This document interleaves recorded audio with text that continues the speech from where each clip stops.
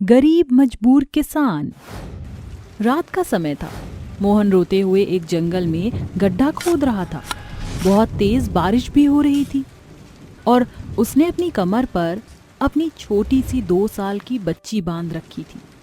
उसके पास उसके 2 बेटे और खड़े थे, जिसमें से एक का नाम गप्पू था और दूसरे का गोलू था। हे भगवान, तूने ये कैसा अनर्थ कर दिया। इस गरीबी ने मुझसे मेरा हमसफर छीन लिया। कौशल्या, मैं तुम्हारे बिना अब क्या करूंगा। मेरा इस दुनिया में तुम्हारे अलावा था ही कौन। खेतों में काम करते समय मोहन की पत्नी कौशल्या को एक सांप काट लेता है, जिसके बाद उसकी मृत्यु हो जाती है। मोहन गड्ढा खोदकर अपनी पत्नी कौशल्या को गड्ढे में दफना देता है और अपने बच्चों के साथ रोता हुआ वापस घर आ जाता है। मोहन एक गरीब किसान था जो अपने खेत में काम करके अपने घर का गुजारा करता था।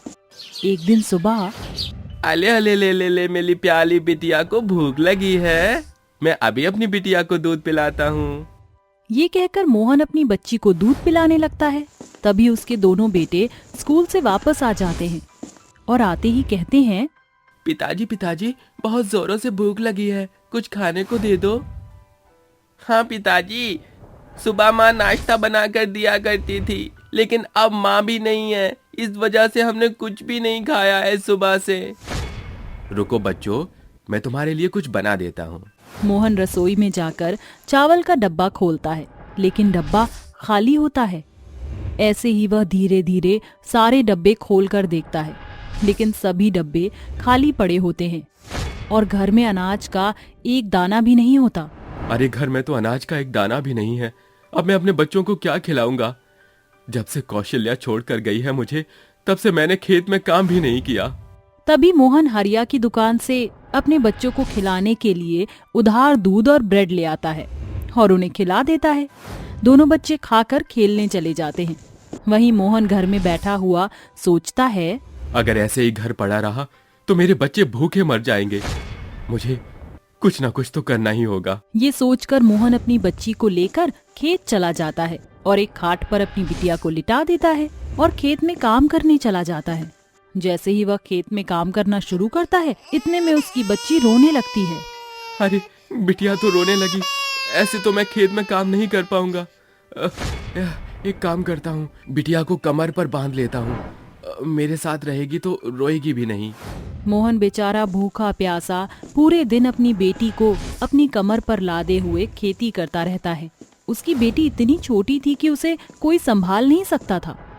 वहीं दूसरी तरफ उसके पास खाद और बीज भी खत्म हो जाते हैं। हे भगवान, अब मैं क्या करूं? मेरे पास तो खाद और बीज भी खत्म हो गए हैं।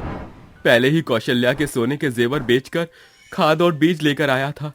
अब तो मेरे पास फूटी कौड़ी भी नहीं बची। तभी मोहन का एक दोस्त लालू वहां आता है और उससे पूछता है। मोहन अपने दोस्त लालू को अपनी सारी परेशानी बता देता है। क्या हुआ मोहन, परेशान लग रहा है? कोई परेशानी है तो मुझे बता। तेरी भाभी भी भगवान को प्यारी हो गई। मैं तो बिल्कुल अकेला रह गया। ऊपर से बच्ची की जिम्मेदारी भी मेरे ऊपर है। उसको पालूं या फिर काम करूं, कुछ समझ में नहीं आता। और अब तो मेरे पास खेत के लिए ना तो खाद है और ना ही बीज। ये तो बहुत बड़ी समस्या है। मेरे साथ भी कुछ ऐसा ही हुआ था भाई। मैं तो गांव के मुखिया के पास गया था, लेकिन तू तो जानता ही है वो कितना बड़ा लालची है। मदद कहकर दुगना ब्याज लगाकर पैसा देता है। हाँ, मैं बिल्कुल जानता हूँ, इसलिए मेरा मन नहीं कर रहा उसके पास जाने का। मोहन परेशान होकर अपनी बच्ची के साथ वापस घर आ जाता है और रात को अपने बच्चों को खाना खिलाकर उन्हें सुला देता है। पूरी रात मोहन करवटें बदलता रहता है और उसे नींद नहीं आती। तभी अचानक से उसकी आंख लग जाती है और वह एक सपना देखता है। बच्चों, तुम कहाँ जा रहे हो? मुझे छोड़कर कहीं मत जाओ। तुम्हारी माँ भी मुझे छोड़कर चली गई। मैं तुम लोगों के बिना नहीं रह सकता। पिताजी, आप हमारा ख्याल नहीं रख सकते और हम कब तक ऐसे भूखे प्यासे रहेंगे। इसलिए हम तीनों बहन भाई आपको छोड़कर जा रहे हैं। नहीं बच्चों, कहीं मत जाओ। मैं तुम्हारे बिना नहीं जी सकता। अपने पिता को छोड़कर मत जाओ।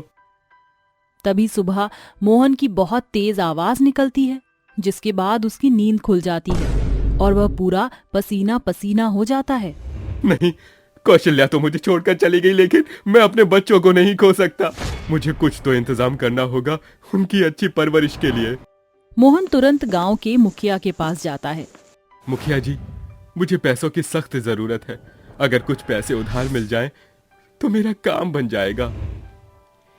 पैसे तो मिल जाएंगे, लेकिन तू जानता है ना, मैं पैसा 20% के हिसाब से देता हूँ।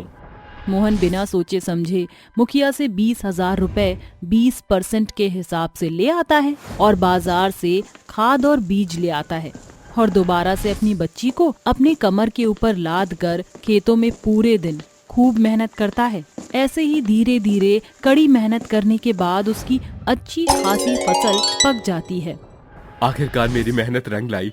अब मैं अपने बच्चों को अच्छी परवरिश दूंगा और उन्हें पढ़ाऊंगा ताकि वो अपनी जिंदगी में सफल हो सके। मोहन अपने तीनों बच्चों के लिए खूब मेहनत करता है। धीरे धीरे उसके दोनों बेटे भी बड़े होने लगते हैं और उसकी बिटिया भी अब बड़ी हो जाती है। उसके दोनों बेटे बड़े होकर पुलिस अफसर बन जाते हैं तो उसकी बिटिया एक स्कूल में टीचर बन जाती है। मोहन की बिटिया कहती है, पिताजी, आपने जो हमारे लिए किया है वो शायद ही कोई बाप अपने बच्चों के लिए कर पाता। हाँ पिताजी, आप दुनिया के सबसे अच्छे पिता हो। आपने उन मुश्किलों में हिम्मत नहीं हारी जिन मुसीबत में अच्छे से अच्छा इंसान टूट जाता है।